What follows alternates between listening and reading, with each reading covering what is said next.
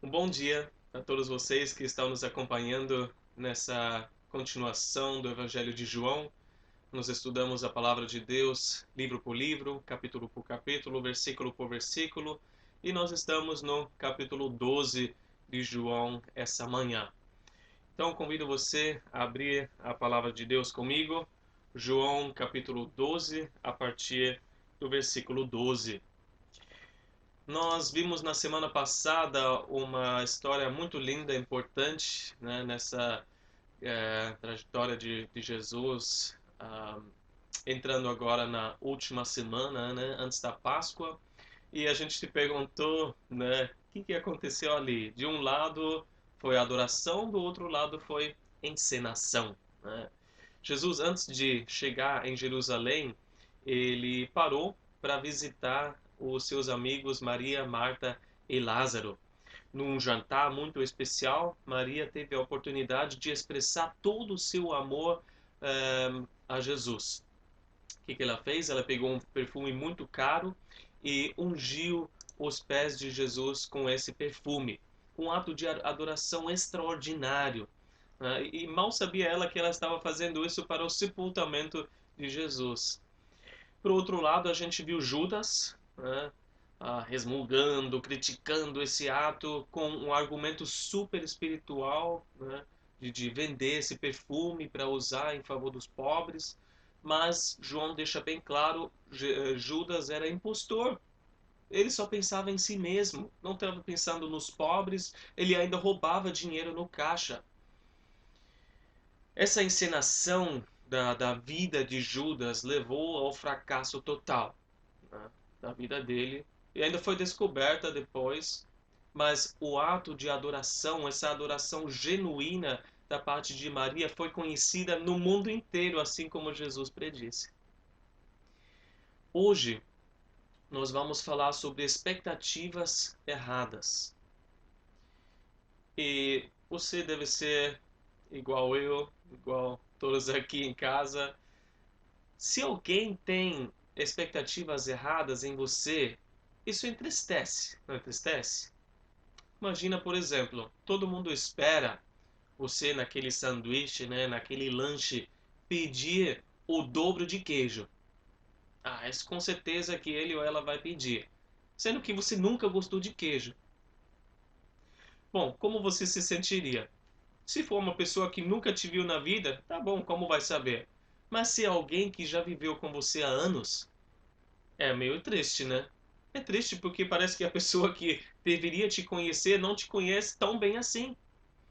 E hoje nós vamos falar sobre o rei que entra em Jerusalém enquanto todos têm as suas próprias expectativas e desejos. Nem todos conseguiram discernir esse momento, esse dia especial. E a gente vai falar um pouco das expectativas erradas que as pessoas têm hoje em dia também em Jesus. E a gente também, no final, vai descobrir que se realmente foi uma entrada triunfal ou talvez até triste de Jesus lá em Jerusalém. E a gente vai se perguntar também, né, quem é esse rei para nós? Quão bem a gente conhece Jesus, o rei? Vamos começar então a leitura a partir do versículo 12. Versículos de 12 a 13 do Evangelho de João, capítulo 12. No dia seguinte, a grande multidão que tinha vindo para a festa ouviu falar que Jesus estava chegando a Jerusalém. Pegaram ramos de palmeiras e saíram ao encontro dele, gritando: Hosana, bendito é o que vem no nome, em nome do Senhor, bendito é o Rei de Israel. Uma grande multidão no dia seguinte. Então, dia anterior estava na casa de Maria, Marta e Lázaro. No dia seguinte, né, andou esses poucos quilômetros e chegou a Jerusalém. Grande multidão. Por quê? Páscoa. Né? A lei mandava todo homem judeu ir para Jerusalém na época da Páscoa. Dizem que a cidade se enchia, às vezes, até de 2 milhões de pessoas. Então era muito cheia de gente. Eles já tinham vindo. O capítulo anterior, capítulo 11, versículo 55, nos fala que muitos já tinham vindo antes para as cerimônias, né, as purificações cerimoniais. Então, peregrinos de várias regiões, Galileia e outras regiões, então esses daqui não eram os habitantes de Jerusalém, né? Era muita gente de fora que tinha ouvido dos milagres de Jesus. Naquele momento, né, no auge do ministério de Jesus, ele era famoso. Todo mundo sabia de uma, duas, de todas as coisas que ele tinha feito. Até porque grande parte do seu ministério aconteceu na Galileia. Muitos milagres. E agora esse povo estava na capital para comemorar a Páscoa.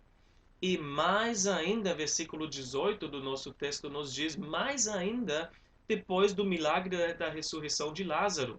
Né? Essas pessoas só queriam ver aquele que chama os mortos de volta à vida. Quem é esse? Como que ele é? Ele deve ser mais alto que todos, ele deve ser...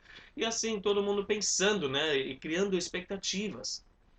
Os peregrinos, a gente vê várias coisas que eles fizeram para receber Jesus como um rei, né? Como um rei de verdade, com grande empolgação. O que eles fizeram? Em primeiro lugar, eles saíram, né? Versículo 13, e saíram ao seu encontro. Eles não esperavam ele chegar, mas eles estavam tão empolgados, eles foram, né, para ir de encontro de Jesus. Os outros evangelhos dizem que Jesus começou lá no Monte das Oliveiras, descendo, né, e a multidão estava indo a encontro dele, como se recebe ou recebia na época um general, um conquistador, ainda no caminho, e vai lá fora e recebe essa pessoa para a cidade. Eles também pegaram ramos de palmeiras, né, espalharam no chão e na mão, que era um símbolo de nacionalismo, da nação de Israel, né, um patriotismo muito forte desde a época das guerras dos Macabeus, né? Então um pouco antes da nossa, da nossa época do período do Novo Testamento, as guerras que libertaram Israel dos gregos. Então aqui era uma grande procissão patriota, né? Como hoje se pega a bandeira de cada país, né, para acenar e comemorar assim. Eles também estenderam os seus mantos pelo caminho, a gente lê nos evangelhos. Um costume que era para honrar um rei. Também nós vemos aqui nos outros evangelhos que eles gritaram palavras do Salmo 118, que era conhecido, né, como o Salmo messiânico. Eles gritaram Hosana, que quer dizer salve-nos, ou ajude agora, salve agora. E eles falaram, bendito é o que vem no nome do Senhor. Salmo 118, você pode ler.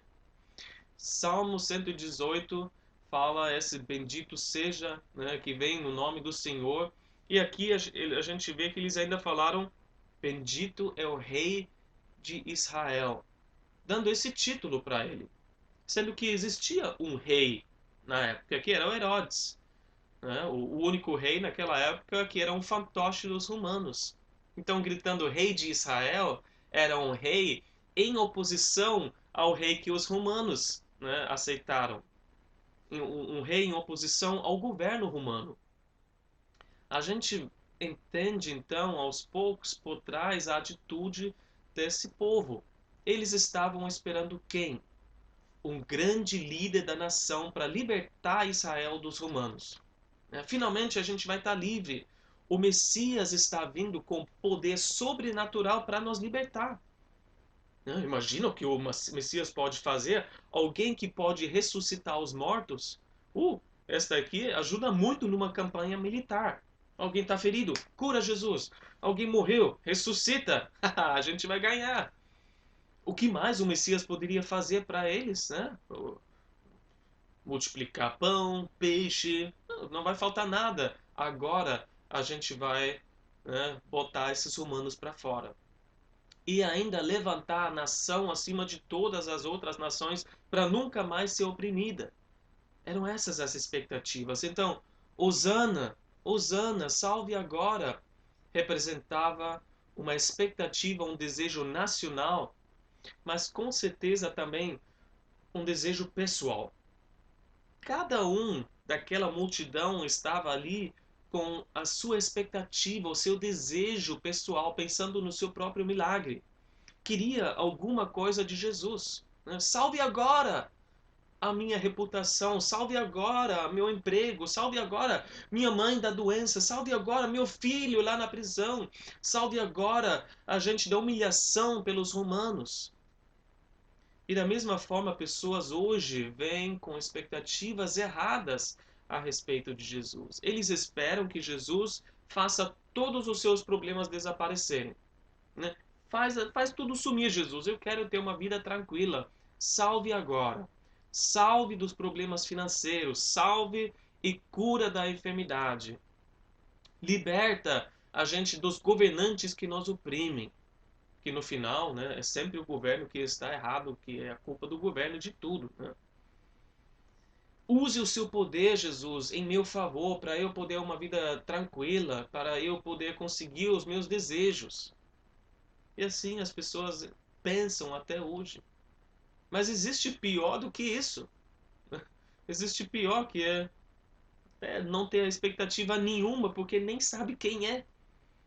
E a gente estava falando que a multidão estava pensando assim, mas os habitantes de Jerusalém, a gente lê no Evangelho de Mateus, eles se perguntaram quem é esse? Pergunta quem é esse? Os peregrinos tiveram que falar, isso é Jesus, o profeta de Nazaré. Mas quantas vezes Jesus não estava com eles ensinando no templo? João foca bastante nisso, né? Em todas as festas em que Jesus subia a Jerusalém, ensinando acerca do reino de Deus. Isso só mostra que eles não conheciam Jesus nem um pouco, o que podia se esperar da parte de Jesus, por tantas visitas que ele fez. Certa vez, Jesus já lamentou sobre Jerusalém. A gente lê isso em Lucas 13, versículo 34. E ele lamentou e falou: quantas vezes eu quis reunir os seus filhos como a galinha reúne os seus pintinhos debaixo das suas asas, mas vocês não quiseram. Eles não quiseram entender quem ele é. Eles não quiseram um relacionamento com ele. E a gente lê então, versículo 14 e 15, como é que Jesus entrou. Versículo 14 diz: Jesus conseguiu um jumentinho e montou nele, como está escrito: não tenha medo, ó cidade de Sião, eis que o seu rei vem montado num jumentinho.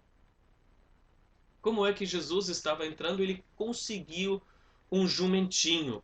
Os outros evangelhos nos dizem que ele mandou 2 discípulos adiante no povoado, né, para pegar esse jumentinho. Uma coisa que Jesus já tinha planejado antes, né, numa visita anterior, já tinha falado com aquele dono para falar exatamente do dia em que ele ia mandar buscar esse jumentinho. Mateus 21, versículo 3, nos diz que, dizendo para os discípulos: se alguém lhes perguntar algo, digam-lhe que o Senhor precisa deles e logo os enviará de volta. Foi um jumentinho emprestado que ele usaria apenas para a entrada e depois mandar de volta. Por que um jumentinho? É estranho, não é? Porque desde a época de Salomão, todos os reis montavam em cavalos, andavam de carros de guerra. Um rei mostrava a sua força através do poder militar, né? Um grande exército, cavalos, armas. Mas um jumentinho não mostrava isso.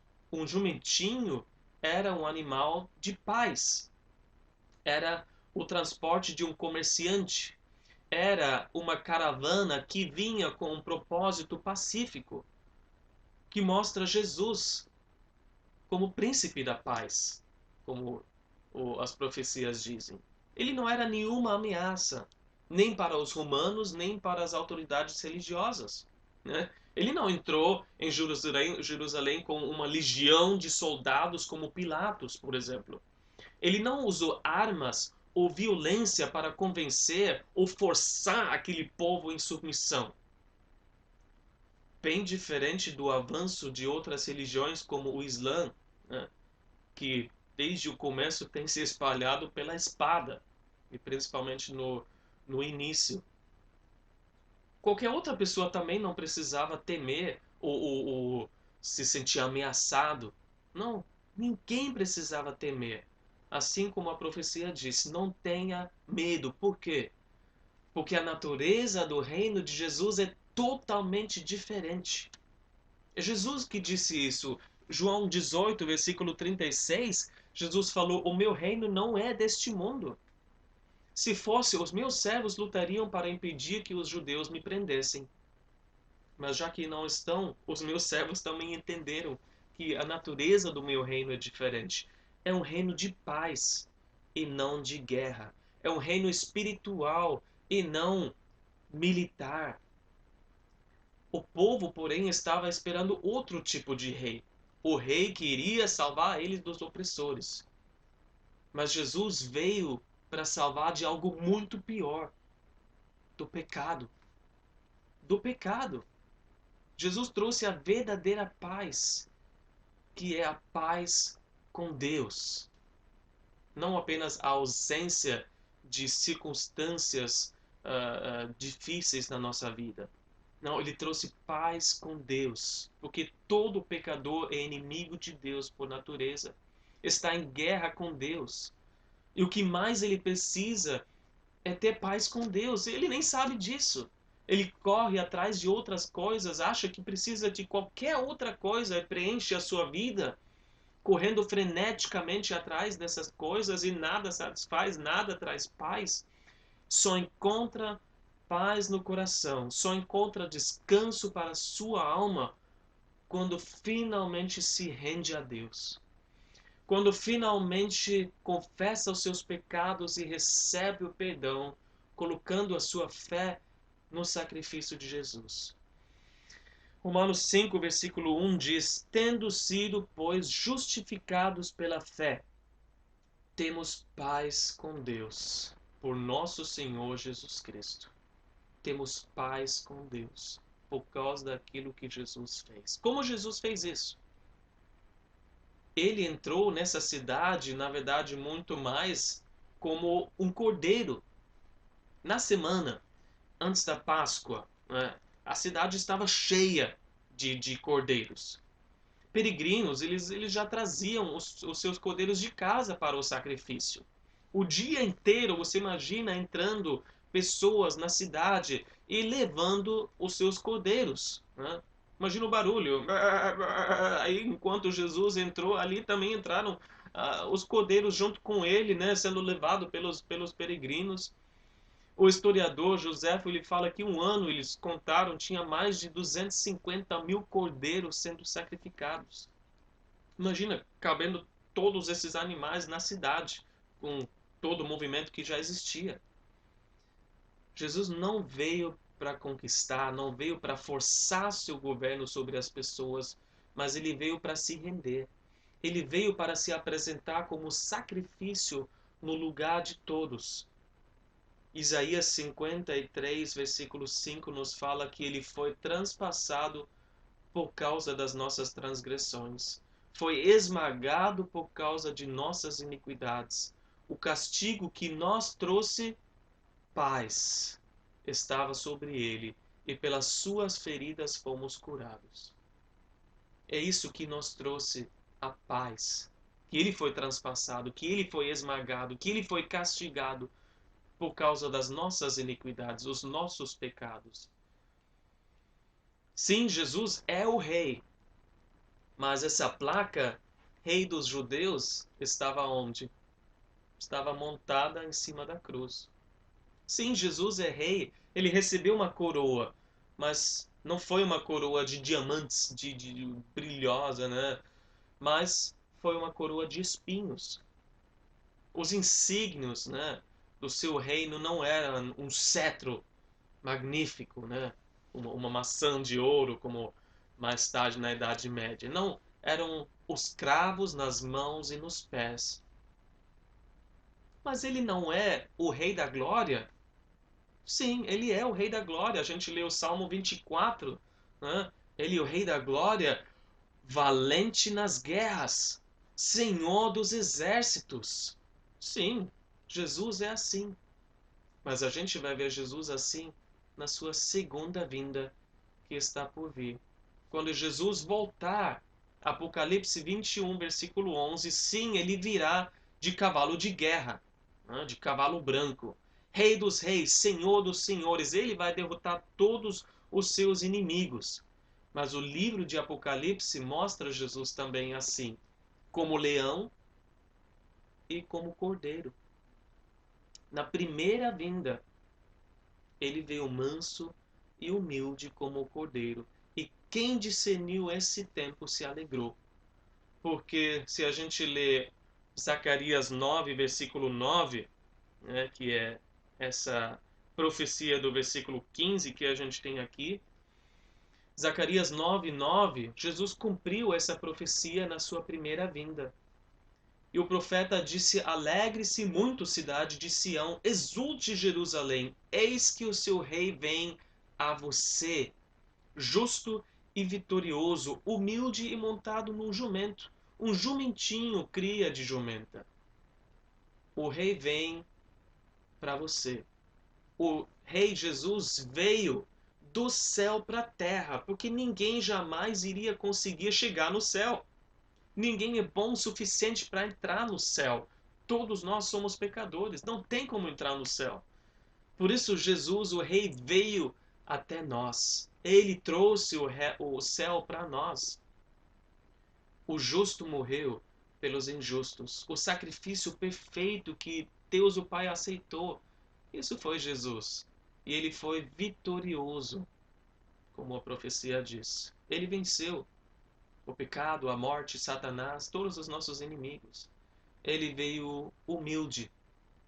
Ele veio humilde oferecendo a paz com Deus, entregando a si mesmo. E quem aceita o que Jesus fez na primeira vinda, quem aceita isso em fé, pode se alegrar e exultar porque não precisa temer a segunda vinda.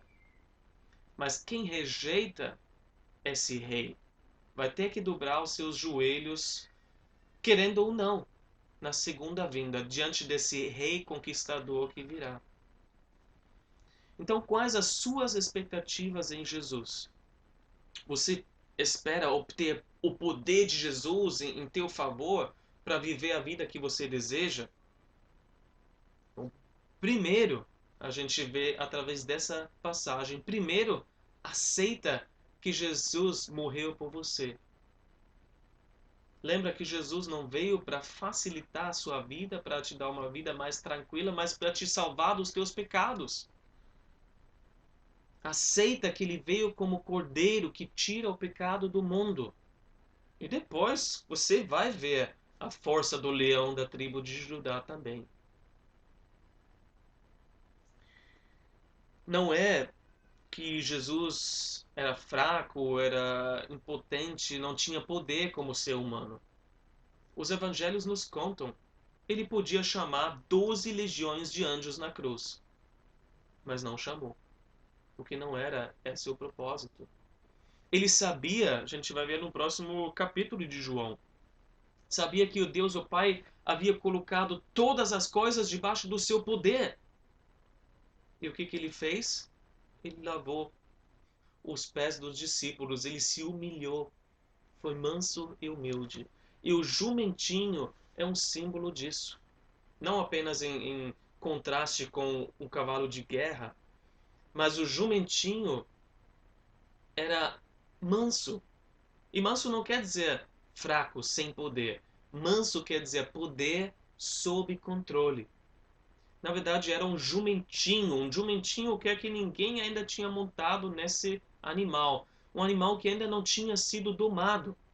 Imagina um animal selvagem. Um animal selvagem, sem o processo, né, de ser domado, vai jogar essa pessoa que vai tentar montar nele lá no alto. Teria sido um rodeio de poucos segundos para qualquer pessoa que fosse tentar montar nesse animal. Mas o que a gente vê, esse animal obedeceu Jesus perfeitamente, como se tivesse sido domado. Isso é poder sob controle. E a gente é chamado também para imitar Jesus, sendo assim manso e humilde. Com certeza, você não é fraco, você tem força, você tem energia, você pode ter um temperamento forte, mas com Jesus como seu rei, esse poder está sob o controle dele. É dessa forma que a gente vai representar Jesus, o rei, para o mundo. Você, seguindo ele, você decidiu servir outras pessoas em humildade. Você descobriu que entregar a sua vida, viver a sua vida em favor de outros, é verdadeira felicidade. E assim a gente vai representar Jesus manso e humilde para o mundo de forma correta. Manso não quer dizer fraco, quer dizer poder sob controle. E Jesus tinha todo o poder. O, a profecia de Zacarias não é a única. Tem outras profecias e duas que eu quero destacar que ele cumpriu, principalmente falando desse dia, exatamente o dia que ele entrou em Jerusalém. Uma profecia interessante que fala, obviamente, bem especificamente sobre a Páscoa, Êxodo 12, né? A primeira Páscoa. Êxodo 12, Deus falou para o seu povo no versículo 6 que o cordeiro pascual deveria ser morto no dia 14 do mês de Nissan, né? Dia 14 do mês. Jesus morreu na Páscoa, não é? Junto com o sacrifício de milhares de cordeiros lá na cidade. E se você quiser pesquisar, só lembra que, e bagunça um pouco a nossa contagem, lembra que o dia para os judeus começa com o pôr do sol. Bom, dia 14 deveria ser morto o cordeiro pascual, mas Êxodo capítulo 2, versículo 3 fala que cada família deveria separar esse cordeiro já no dia 10. Então, todos esses dias do dia 10 ao dia 14, o cordeiro estava junto com a família. Estava junto, né? Estava sendo inspecionado para ver se realmente não tinha defeito nenhum. As crianças provavelmente brincando, já dando um nome, né, para esse cordeiro. E foi exatamente o dia em que Jesus entrou em Jerusalém, no dia 10 de Nissan. Ele estava sendo separado e sendo apresentado como o cordeiro sem defeito para ser sacrificado no dia 14. Outra profecia bem interessante, talvez com mais peso ainda do que essa, é o cronograma profético que Daniel nos dá no capítulo 9 do seu livro. Deus revelou a Daniel que um período de 490 anos estava reservado para o povo de Israel, para a nação, a partir da ordem da reconstrução dos muros de Jerusalém. Então, 490 anos, aquele período após o cativeiro babilônico, né, começou a contagem com uma primeira parte de 483 anos e depois 7 anos faltando. 483 anos até que o Messias seria apresentado à nação. E um estudioso chamado Robert Anderson, ele calculou que os 483 anos, a partir da ordem da reconstrução dos muros de Jerusalém, se passaram exatamente no dia em que Jesus entrou em Jerusalém, se apresentando como o Messias. Os discípulos não tinham nem ideia, né? Versículo 16. A princípio, seus discípulos não entenderam isso. Só depois que Jesus foi glorificado, eles se lembraram de que essas coisas estavam escritas a respeito dele e lhe foram feitas. Os discípulos não tinham essa profundidade profética em mente. Eles ficaram, na verdade, um pouco confusos, né? Porque até então, Jesus sempre falava: não fala, né, sobre isso. Eu não quero ser coroado rei, né? Mas agora ele aceita esse título, ele aceita o louvor. O que está acontecendo? Eles só entenderam depois que ele tinha ressurreto. E mesmo assim, eles louvaram Jesus de todo o coração. Lucas 19, versículo 37, nos diz que toda a multidão dos discípulos começou a louvar a Deus alegremente em alta voz por todos os milagres que tinham visto. Todos os discípulos louvaram ele nessa entrada a Jerusalém. Os fariseus do lado, Lucas nos fala que eles até falaram: Jesus, manda eles calarem a boca. Que isso? E Jesus falou: se eles se calarem, até as pedras clamarão. Nesse dia eu preciso ser louvado. Nesse dia, em alta voz, precisa ser proclamado quem eu sou. Esse dia tinha sido escolhido para Jesus se apresentar como o Messias legítimo, o Rei da Paz, que precisava ser louvado por toda a sua criação. E nós, que conhecemos Jesus bem, deveríamos louvá-lo. Nós temos o dever de louvar Jesus, mesmo quando nós não entendamos todas as circunstâncias. Estou confuso, eu não sei o que está acontecendo comigo nesse tempo. Mesmo que Jesus não atenda às suas expectativas, é muito poderoso louvar Jesus, apesar e no meio dos momentos confusos e tristes. No momento da doença, no momento da perda, no momento da necessidade, escolher, tomar a decisão de louvar Jesus mesmo assim porque ele é digno, é muito poderoso. E os discípulos fizeram isso, mesmo não entenderam tudo o que estava por trás. Versículos de 17 a 19, nós lemos ainda que a multidão que estava com ele, quando mandara Lázaro sair do sepulcro e ressuscitara dos mortos, continuou a espalhar o fato. Então eles também estavam falando mais daquele milagre. Muitas pessoas, por terem ouvido falar que ele realizara tal sinal milagroso, foram ao seu encontro. Chamou mais gente ainda, né? E assim os fariseus disseram uns aos outros: não conseguimos nada. Olhem como o mundo todo vai atrás dele. Muitas pessoas daquela multidão, então, só queria ver Jesus porque ele era o homem dos milagres, né? E eu quero ver, quem sabe ele faz alguma coisa aqui mesmo, né? São aqueles carros que param para ver o acidente, né? Deixa ver o que aconteceu. Só que milagres não produzem fé. Podem atrair as pessoas, mas não produzem fé. A palavra de Deus é que produz fé. Essas pessoas ficaram tão entusiasmadas, né? Nós queremos ver o homem dos milagres, mas isso só foi por um momento. Nós precisamos de muito mais do que apenas ver milagres. Porque o que acontece, o que fica quando o milagre passou? Eu penso muito nos fogos artificiais. Quem não gosta de ver os fogos aqui em Santos, né, no final de ano, no ano novo, na virada, né, 16, 17 minutos de fogos, uau, maravilhoso. Mas depois passa. E o que fica? Se você ficar um pouco mais, provavelmente você vai ver o céu estrelado.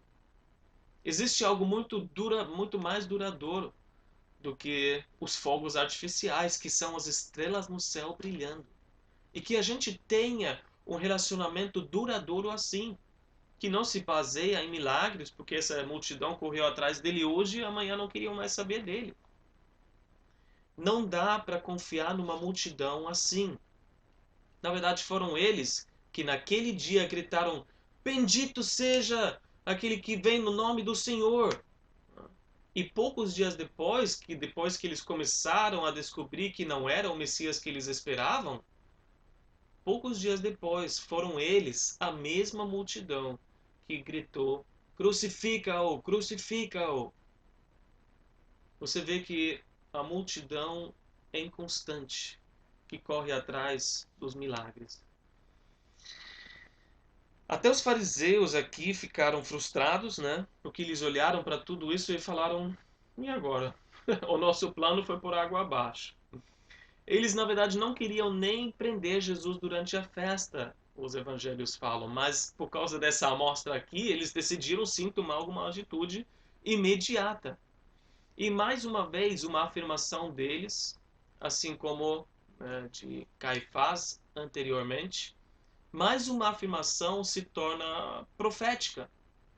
Porque, de certa forma, aquilo que eles falavam, mesmo sendo exagerada, de certa forma se tornou verdadeira. Porque desde então, o mundo todo foi atrás de Jesus. Claro, cada um com seus motivos. Alguns por curiosidade, outros para refutá-lo. Não, olha, Jesus realmente não existiu. Mas também muitos para adorá-lo. Ele é o Messias. E feliz aqueles que entenderam que ele é o Rei da paz.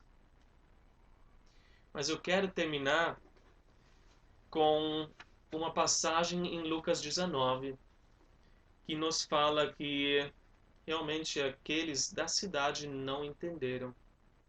Lucas 19, se você quiser abrir comigo, Lucas 19, os versículos de 41 a 44, nos falam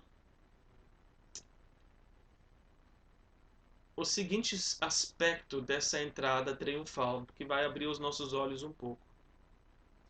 Diz que quando se aproximou e viu a cidade, Jesus chorou sobre ela e disse: Se você compreendesse neste dia sim, você também o que traz a paz. Mas agora isso está oculto aos seus olhos. Virão dias em que os seus inimigos construirão trincheiras contra você, e a rodearão e a cercarão de todos os lados. Também a lançarão para a terra, você e seus filhos. Não deixarão pedra sobre pedra, porque você não reconheceu o tempo em que Deus a visitaria. Jesus veio para trazer a verdadeira paz. Ele veio entregar a sua vida como sacrifício por todos, mas infelizmente os habitantes, a maioria dos habitantes dessa cidade não iriam enxergar a verdade. Os olhos estavam totalmente focados em si mesmos, nas próprias expectativas no Messias. Só que, por outro lado, a rejeição dessa oferta da paz trouxe a destruição. A história nos diz que uns 40 anos depois, os romanos vieram, cercaram a cidade, destruíram a cidade e o templo, pedra por pedra, não ficou nada. Por quê? Porque não reconheceram o tempo em que Deus a visitou. No fundo, a entrada não foi tão triunfal. Para Jesus foi triste. E certamente Jesus hoje continua tendo o coração quebrantado com cada vida que ainda vive em pecado, com cada vida que ainda não tem paz com Deus. E Jesus falaria: se você compreendesse neste dia assim, você também o que traz a paz. Que rei nós estamos esperando em Jesus? O rei segundo a nossa imaginação ou o verdadeiro rei? O rei que cumpre os nossos desejos ou o rei que quer cumprir os desejos dele em nós e através de nós? Que rei você vai deixar entrar no seu coração? Eis que está à porta o Rei da Paz, batendo, querendo entrar, para que você possa conhecê-lo, para que você possa se render a Ele, para que você possa viver para Ele, para que você possa experimentar tudo que Ele tem para você, para que você possa ter paz com Deus. Você vai abrir o coração para Ele? Como nós vamos tratar esse Rei? Vamos orar. Senhor Deus, obrigado pela tua palavra que nos mostra, Senhor, o que passou na tua mente, no teu coração, nessa entrada que por fora foi uma coisa tão maravilhosa, que realmente precisava acontecer, e o Senhor apenas cumprindo todas as profecias do Messias. Obrigado, Senhor, e ao mesmo tempo a gente vê a tristeza, o coração quebrantado com aqueles que queriam te rejeitar, que não entenderam o tempo, que não entenderam o momento, que não escolheram te louvar, apesar das coisas, das circunstâncias. Senhor, gera em nós um coração, produz em nós um coração de adorador que te louva apesar das circunstâncias. Venha corrigir as nossas expectativas, que a gente creia, sim, tenha fé e confie no verdadeiro Rei, no Messias que veio manso e humilde que está por vir, que também profetizou, que disse que viria de novo. E nós estamos esperando a tua segunda vinda. Senhor, nos capacita enquanto há tempo, para apresentar e representar o teu reino de forma correta. Com um rei no topo, com um rei acima de todos que é manso e humilde, que não é autoritário, que não é alguém que força com violência, com o seu poder, mas que espera que um homem, o Senhor, o nosso Deus, que espera o pecador se ajoelhar, confessar os seus pecados e se render a Ti. O Senhor, que nesse dia nós possamos viver, Senhor, essa intimidade com o Senhor, em nome de Jesus. Amém. Amém. Que bom que você conseguiu ouvir essa palavra até o fim. Eu espero que Deus tenha falado com você, que você possa dar continuidade a esses estudos semana que vem e que Deus possa abençoar a sua semana. Apesar de todas as coisas, as circunstâncias difíceis e confusas, confie no Senhor, se agarre no Senhor. Ele está com você. Que Deus abençoe.